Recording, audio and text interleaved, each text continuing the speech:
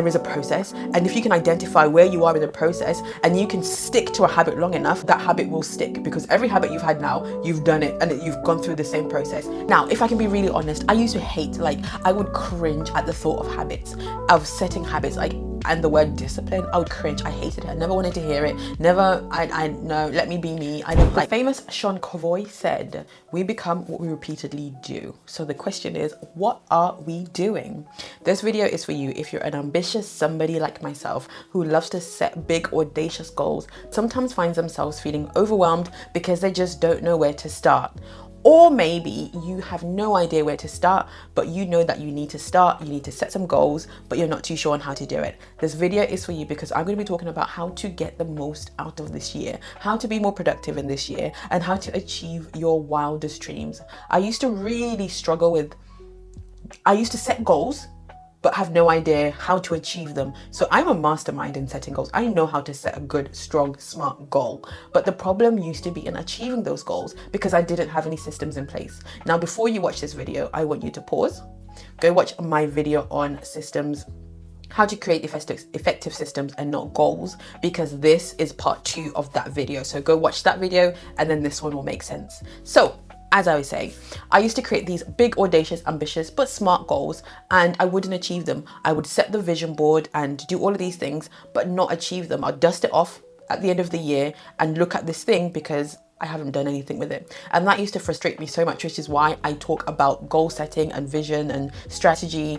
and all of these things so much, because I know what it feels like to want to do more and not have the capacity or not have the knowledge in doing so. So this platform is me sharing the things that I've learned the hard way and the things that I've just naturally learned along the ways. And I want everyone to achieve the things that they've set them for themselves, because you're more than capable. You have the capability to do it. You have the ability to do it. It's just sometimes taking someone to shine a light on an area and then you go running. So I'm your online cheerleader. My name is Rodna. If you're new here, welcome, welcome, welcome. If you're joining again, welcome back. This is a place to be. You love it here. If you think about Serena Williams, she didn't become a world champion tennis player because she had a goal to become so. No, she had a goal and then she went out and did the things that she needed to do. If you think about Steve Jobs, he didn't become this profound person who created Apple and all these products because he had a goal. Yes, the goal is great because we know the direction and the direction where we're going. The goal is the end destination. It's the what we want to achieve, but we need to focus on how are we going to get there? How are we going to achieve and get the results and the success that we want to get? Because it's within reach. I always say, if you can see it, you can have it. So if you've seen yourself doing the thing, it means that it's within reach and you can have it. These people or these athletes that are doing phenomenal things, you see them at the point in which they're standing on stage and they're getting the medal and they're getting the victory. They didn't become the number one tennis player because they were given an award. They became, Serena Williams became a tennis player. Every day she showed up at the gym. Every day she showed up at the tennis court. Every day she turned down eating Dunkin' Donuts because she wanted to eat fruits and vegetables and get her protein in. Her success wasn't when she got the medal. Her success was in her daily habits. Her success in winning the medal just showed and revealed the habits that she has. And you can tell somebody's success by their habits, whether good or bad. We have habits whether we know it or we don't. Everybody has habits that they do. If you find yourself, going to Starbucks or Costa Coffee every single day and getting that donut, you've done that so often that's become a habit. That's a habit. If you find yourself eating the wrong foods over and over again, that's become a habit. If you find yourself not going to the gym and just sitting all day, that is a habit. It's everything that we've repeatedly done starts to become ingrained and we go on autopilot and we stop even thinking about doing it. We just do it. There was a time and a season in my life where I would have something sweet every single night. I just needed a little something. And I realized that this is such a bad habit now. This has become such a bad habit because I'd go to bed and I would taste the sweetness on my tongue. I'm like, I need something sweet. And I realized this isn't very healthy, or is it helpful for my goals? So I had to stop breaking that habit, and I would replace that sweet something with some berries and some yogurt. But it's in identifying what are the habits that we have in our day-to-day lives, whether good or bad, and if it's a bad habit, trying to break that habit and replace it with good habits. Habits that serve us, habits that take us to where we want to go. So, Serena Williams didn't become the number one tennis player just because she set a goal. No, she set the goal and then she put in the systems and she put in the habits to get to where she wants to go. So we're focusing today on our habits. What are the goals that we've set for ourselves? And what are the habits that we need to put in place in our lives to help us achieve our goals? Because success is what we repeatedly do. Success is not the end result. It's the becoming. It's the process of getting to our destination. Take care of the minutes and the hours will take care of themselves. We all have 24 hours in a day. Every single one of us have 24 hours. It's a case of how we use it. Now, if I can be really honest, I used to hate, I would cringe at the thought of habits, of setting habits, and the word discipline, I would cringe. I hated it. I never wanted to hear it. Never, no, let me be me. I don't like regimens, habits, routines, none of that. I wasn't having it. I didn't like it. I felt restricted. I felt like I was in a boot camp. I hated it until I realized that me not having certain habits, me not having a routine, a morning routine and an evening routine is stopping my progress. Me sleeping anytime that I want to sleep and waking up feeling tired and sluggish is stopping me from achieving what I wanted to achieve. So I had to put in a morning routine, a morning habit, a series of habits that I do every single day to ensure that my day is successful. Nighttime habits. What do I do every single evening to make sure that I need to be in bed at a certain time? I've had my shower, I've done my skincare, I feel good, I've had time to unwind and spend with my family. That's all part of my routine in order to get me closer to my goals. So I ask you, what are your current routines? What are your current habits? And are they serving you? Are they allowing you to get to your destination? Are they hindering you or pushing you towards your goals? And if I'm perfectly honest with you, habits take time to build. They do take time to build. And I'm going to show you through this change curve. It's called a change curve, which is something that I use in the management world when I use with leaders. So often when we have change in the company, we use this change curve to assess and see where people are, because people resist naturally to change. If something's ever happened in your company, your natural reaction is to resist. If you start a new habit or a new something, the natural body's response is to resist to it. So if you can identify what's going on emotionally, because the change curve is to help you assess what's emotionally happening and mentally happening in you when you go through a process of change or when you go through a process of starting a new habit. And because we don't know and we're not aware of it, when we begin to go through the process of resistance and denial and all of these things, we stop because it doesn't feel good. It doesn't feel nice going through this process. But I want you to know that there is a process, and if you can identify where you are in the process and you can stick to a habit long enough, that habit will stick, because every habit you've had now, you've done it and you've gone through the same process and you've not even been aware of it. So I want to introduce to you the change curve. Now, don't get bogged down by all of these processes. I'm going to simplify it for you, and I'm going to use my example of me going to the gym 3 to 4 times a week and how I've been adapting and using this change curve to keep me going, number one, and just to keep track of what's going on emotionally and mentally.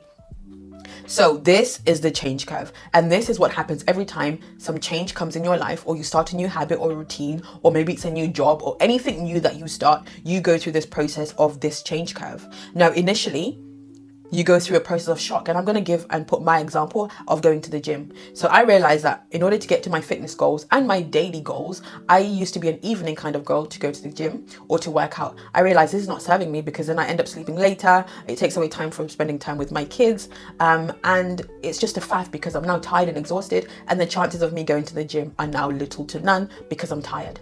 So I then realized I have to wake up in the morning to go to the gym or to work out at home before the day starts, so that I've got the energy, I feel better for it, and it's just good for me overall. So that means setting my alarm for 5 a.m.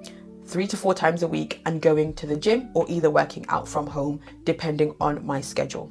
So the first day I set that alarm and had to be out of the house at 6 o'clock to go to the gym, my goodness, that was a shock to the system.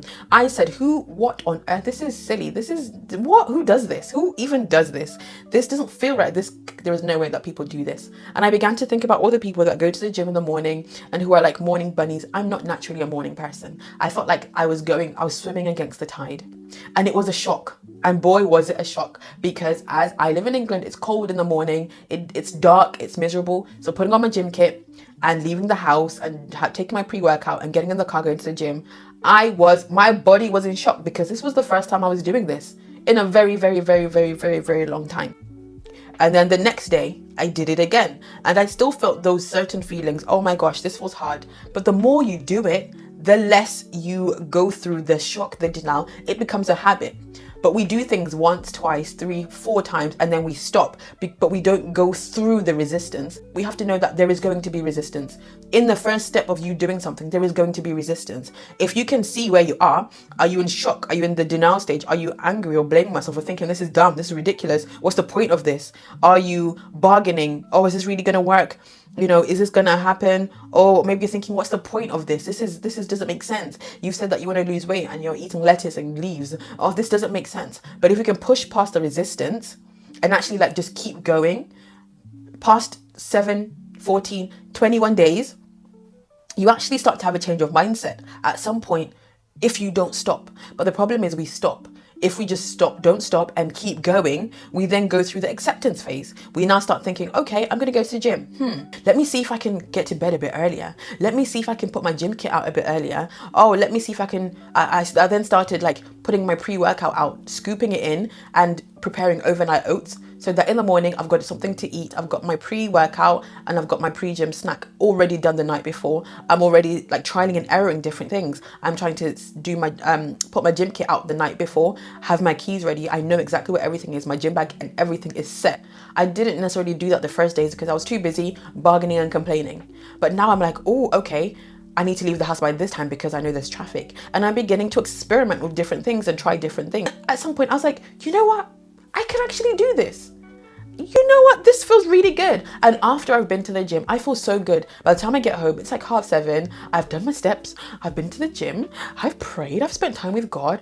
And I'm having a shower and I'm starting the day and I feel so good for it. I began to think, I can actually do this. And then you begin to integrate it in your day-to-day life. You're like, okay, maybe I can do this 3 times a week or 4 times a week. And you integrate it in your life and it just becomes now a routine and a habit. But we need to, in order to get to the process of integration and get through the process of acceptance and it being a habit, we have to understand that there is a change curve. These things are happening whether you're aware of them or not, and identifying, right, okay, I'm at the bargaining, I'm really talking myself out of it, but if I push through, if I don't stop, I'm going to go through the state phase and I'm going to come out the other side, and I'm going to come out the other side strong.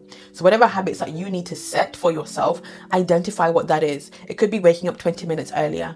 Realize there is going to be resistance and you have to push through the resistance. It could be starting a new hobby, starting a new job, applying for a new job.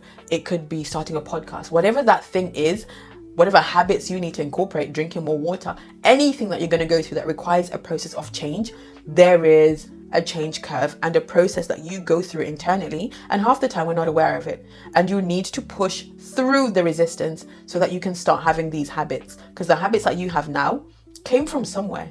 You did this, you went through the change curve, you just weren't aware of it. Experiment, go through you doing the habit and have a look at the change curve. I'm going to link this below in the description so you can see it and you can have it and you can pinpoint where you are. Are you still in shock that you have to drink 3 liters of water a day? Are you in shock that you have to wake up early? Are you in shock that you have to read and reading takes so much time? Are you in shock that you have to listen to the audio Bible and you're not really sure what's happening? Whatever is going on or whatever habit that you need to set yourself, you can do it. You can achieve it.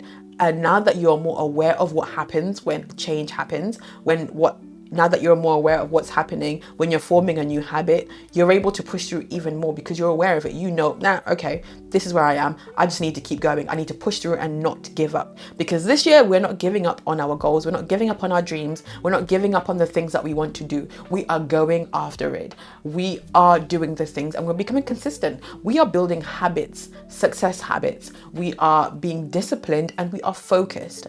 And we're doing so ever so graciously and with a smile on our face. So we're putting in the work this year. And yes, I've been consistent in the gym. And yes, I've been enjoying it. I didn't enjoy it my first week, I must admit. I hated it. But now it's becoming a bit of a routine, a bit of a habit, and I'm enjoying it and I feel better for it. So you will feel better for doing the things that you said you want to do. So if you've enjoyed this video, subscribe and like and let me know what habits you're forming this year and what habits you're committing to and sticking to in this year. As usual, see you in my next video.